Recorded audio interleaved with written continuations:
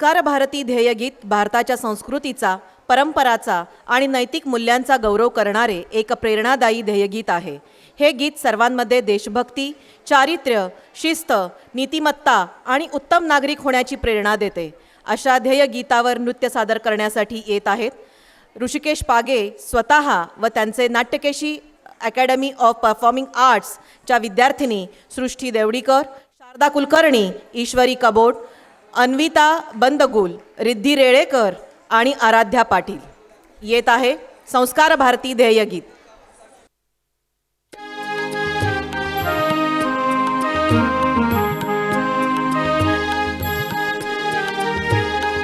साधयति संस्कार भारती भारते नवजीवनम्.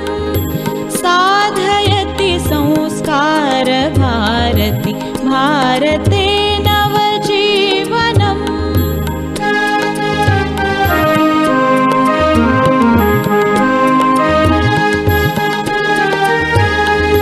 प्रणवमूलं प्रगतिशीलं प्रखरराष्ट्रविवर्धकं. शिवं सत्यं सुन्दरम् अभिनवं संस्करणोद्यमम्. साधयति संस्कार भारती भारते नवजीवनम्.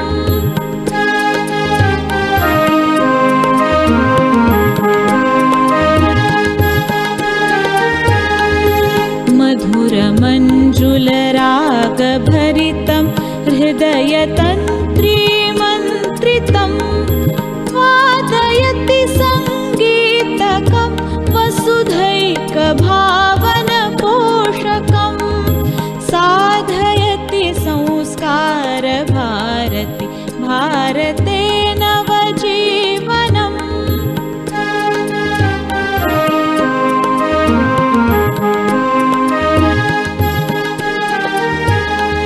ललितरसमय लास्यलीला चण्डताण्डवगमकहेला.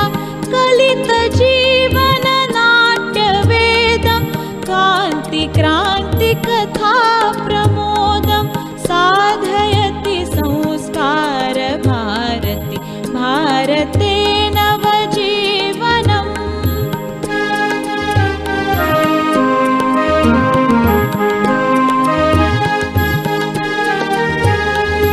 चतुष्षष्ठिकलान्वितं परमेष्ठिना परिवर्तितं.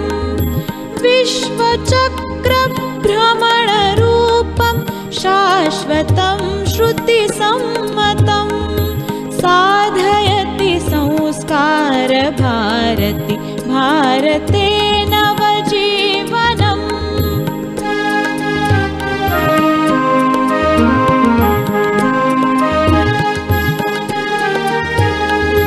जीवयत्यभिलेखमखिलं सप्तवर्णसमीकृतं. लावयति रससिन्धुना प्रतिहिन्दुमानसनन्दनं. साधयति संस्कार भारती भारते नवजीवनम्. साधयति संस्कार भारती भारते